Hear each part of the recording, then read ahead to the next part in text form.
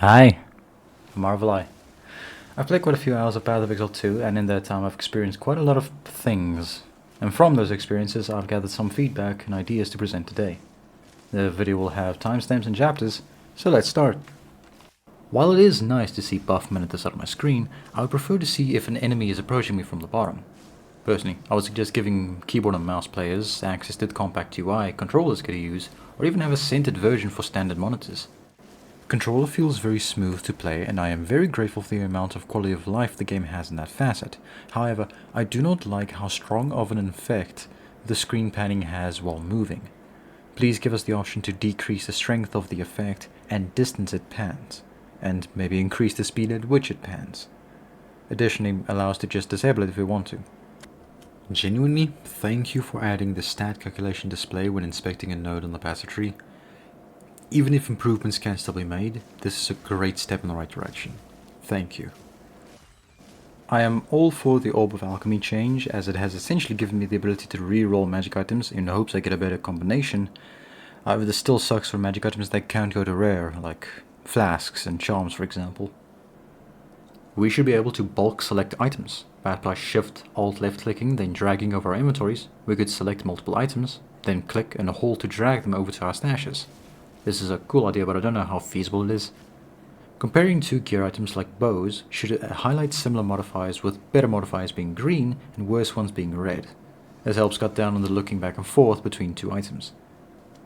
We need the ability to favorite items and currencies in inventory. That way I don't accidentally bulk move something I would rather have wanted to keep in my inventory, like currencies to use in Strongboxes for example.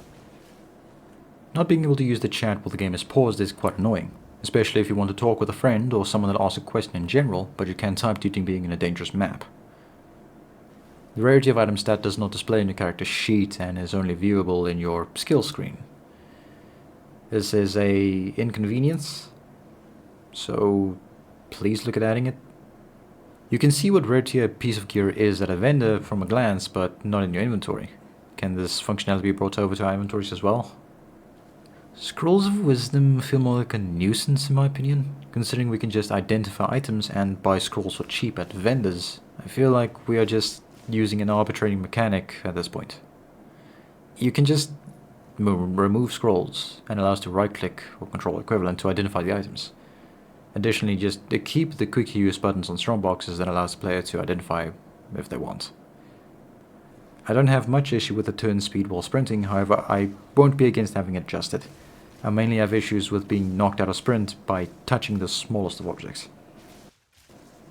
Sometimes when I try to do an attack, the projectiles either misses the enemy or goes into the stratosphere despite having high accuracy.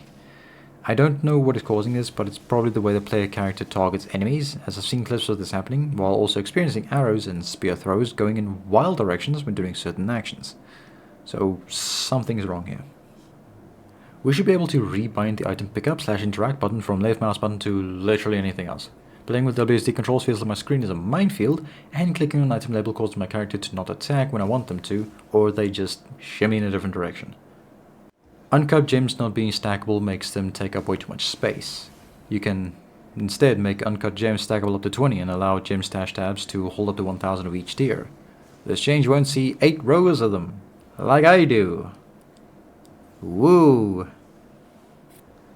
When it comes to Ascendancy Gems, I generally just don't like that we can't affect them in any way, because we can't add quality or sockets to it, and it's dependent on our character levels, which makes progressing with them less enjoyable because it only improves according to set milestones outside of the player's control.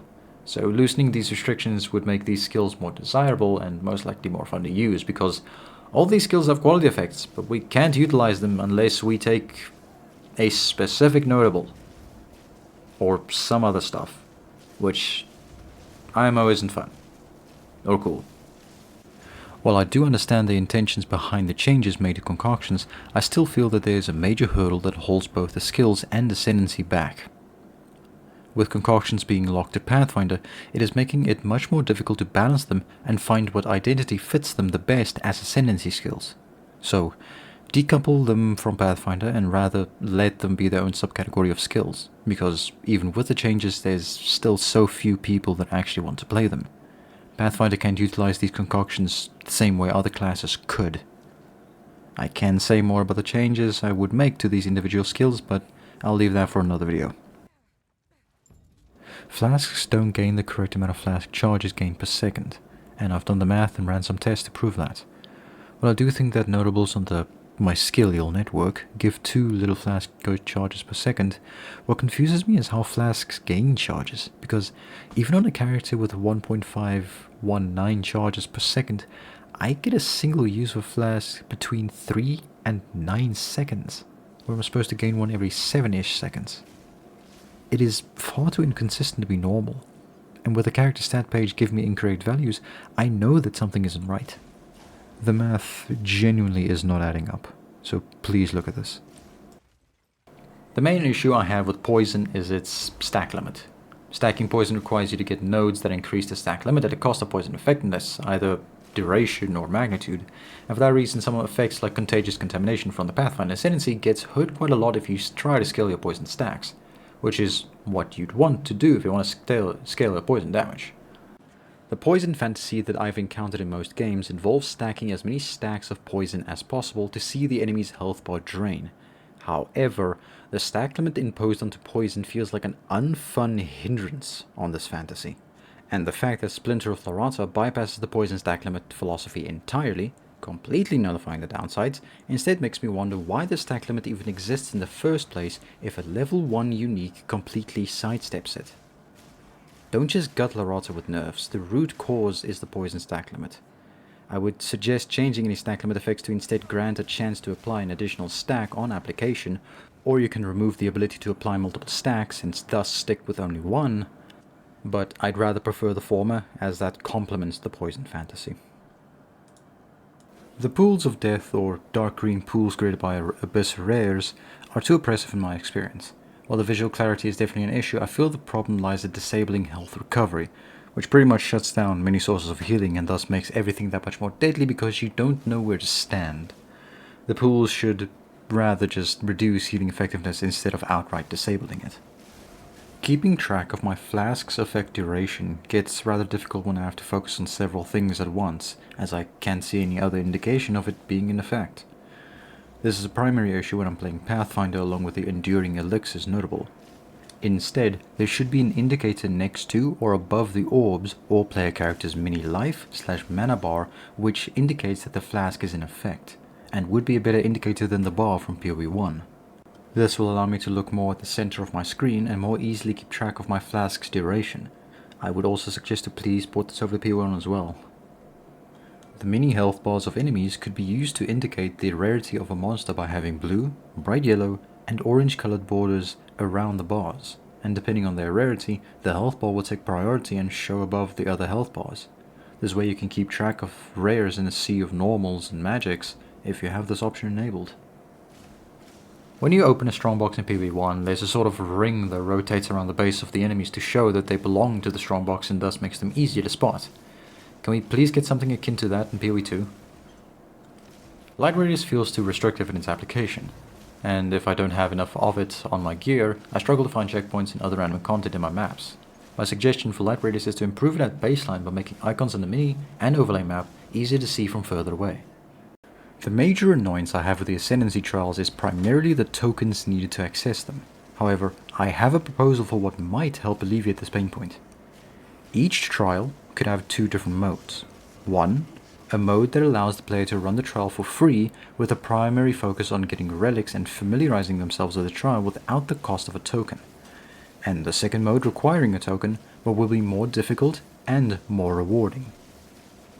The free mode will be locked at a fixed area level and won't need the token, giving the player unlimited attempts to build up their relics and gear to take on the more difficult trials if they wish to.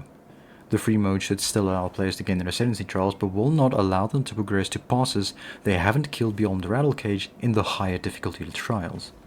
Failing at the last floor, or at the boss of an Ascendancy trial, is very demotivating, considering how much time it normally takes to get there. To help alleviate this pain point, while still keeping some of the challenge, we will employ a standard roguelike technique.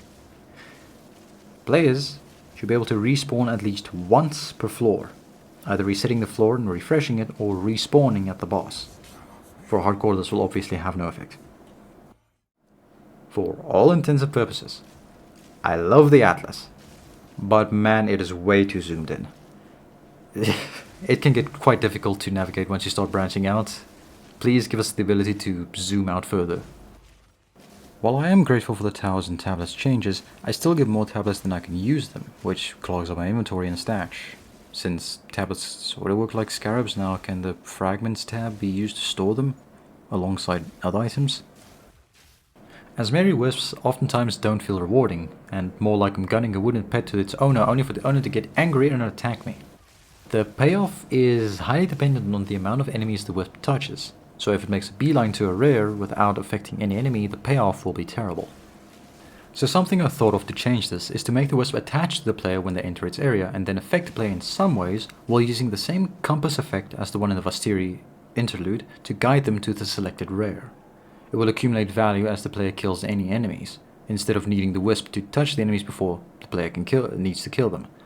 However, once a rare is on the screen, the wisp will then transfer over to the rare and thus do the standard song and dance.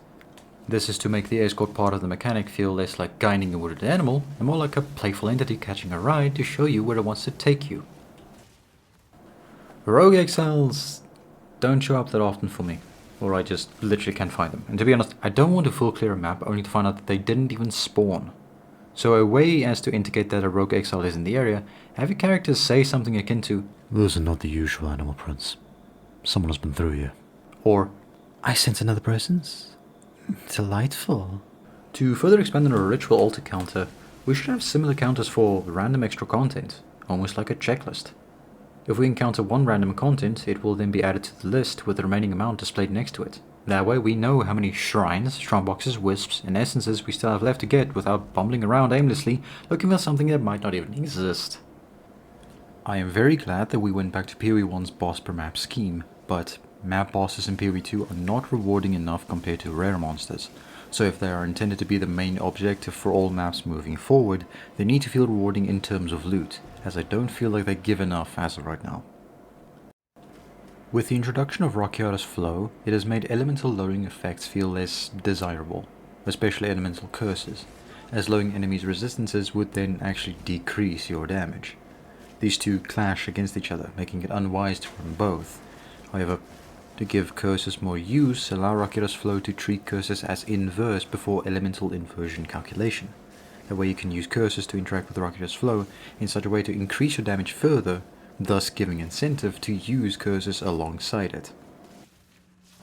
Players should be able to buy up to 2 or 4 league lock stash tabs with gold. Every time players start a new league, they will need to buy these stash tabs again with gold earned in that league. This way you can allow players to buy more storage and not feel as cramped for space when they decide to keep items for other characters. I am well aware the intention is to get players to buy MTX stash tabs, but how many have quit because of the lack of storage? If you give players a bit more hoarding room, they'll be more likely to stick around and perhaps buy MTX tabs if they feel it's worth it. That's the end of the video.